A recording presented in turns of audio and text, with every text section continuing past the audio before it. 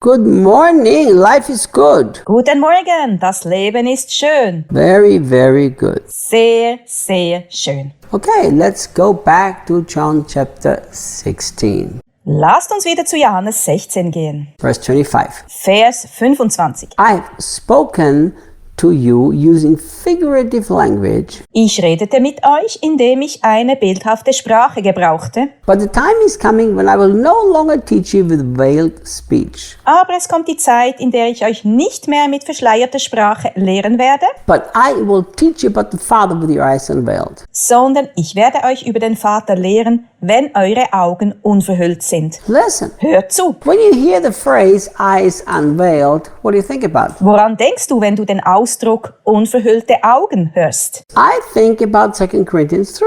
Ich denke an 2. Korinther 3. I think it's either verse 16 or verse 18. Es ist Vers 18. It says this, Dort steht: and we, looking with unveiled faces and beholding his glory, are being transformed from glory to glory. Wir alle aber, indem wir mit unverhülltem Angesicht die Herrlichkeit des Herrn anschauen, wie in einem Spiegel, werden verwandelt in dasselbe Bild, von Herrlichkeit zu Herrlichkeit, nämlich vom Geist des Herrn.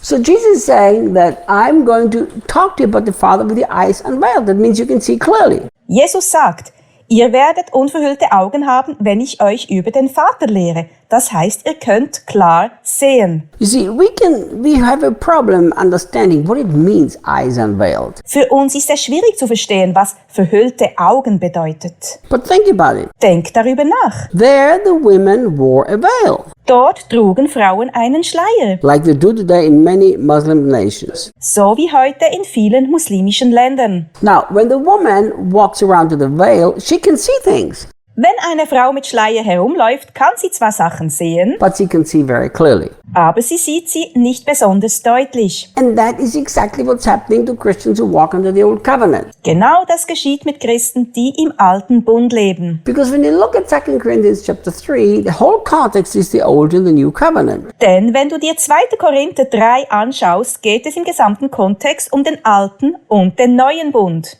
And the old covenant has put this veil over us. Und der Alte Bund hat diesen Schleier auf uns gelegt. And the disciples also walked with a veil over their eyes. Und auch die Jünger lebten mit diesem Schleier auf ihren Augen. But Jesus said, Aber Jesus sagte, and this is very interesting, und das ist sehr interessant, he said, the time is coming. He didn't say, I'm going to do it right now.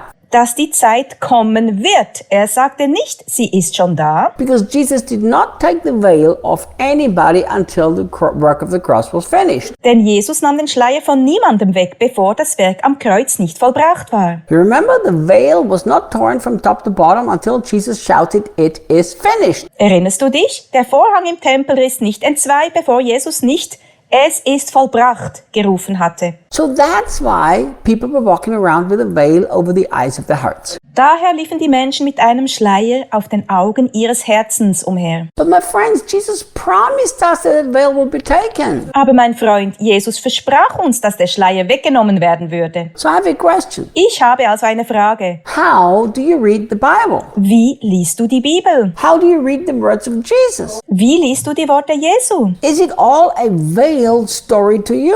Ist alles eine verschleierte Geschichte für dich? Do you know the Bible is not supposed to be mystery? Weißt du, die Bibel sollte kein Rätsel sein, That only some very few educated people understand. das nur wenige gebildete Menschen verstehen. It's not supposed to be like this. So sollte es nicht sein. Because through Jesus himself and his finished work, the veil was removed.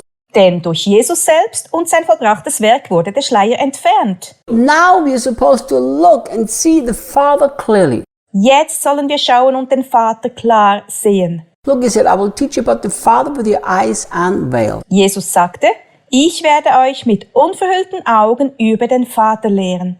We need to be people that always look at God with eyes unveiled and not have the God of the old covenant. Wir müssen Menschen sein, die Gott immer mit unverhüllten Augen sehen und nicht als den Gott des Alten Bundes.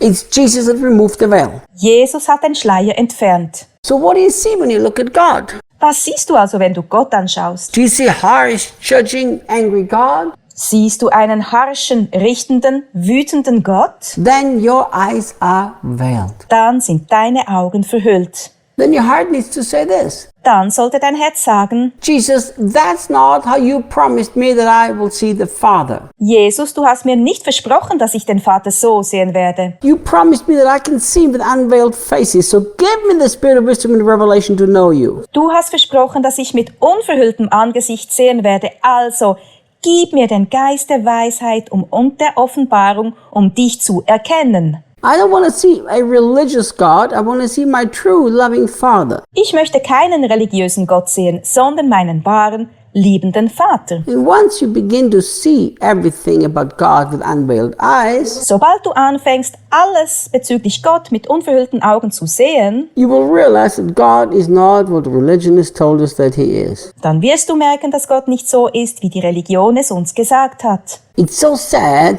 that religion puts a huge veil over the heart, over the eyes of your heart. Es ist so traurig, dass Religion einen großen Schleier über die Augen unseres Herzens gelegt hat. But it is so exciting and wonderful that Jesus came to remove that veil. Aber es ist so begeisternd und wunderbar, dass Jesus kam, um diesen Schleier wegzunehmen. So remember, Also denk daran, Jesus wants you to see the Father with unveiled eyes. Jesus möchte, dass du den Vater mit unverhüllten Augen siehst. So you're not supposed to walk around through life and have an image of God that people with veiled eyes see. Du sollst also nicht mit einem Gottesbild herumlaufen, das Menschen mit verhülltem Angesicht haben. What do you see? Was siehst du? When you close your eyes and think about God, what do you see? Wenn du deine Augen schließt und an Gott denkst, was siehst du dann? A harsh, mean, judgmental God? Siehst du einen harten, urteilenden, verärgerten Gott? A Father that's always distant? Einen Vater, der immer weit weg ist? A Father for whom you can never be good enough? Einen Vater, für den du nie gut genug bist?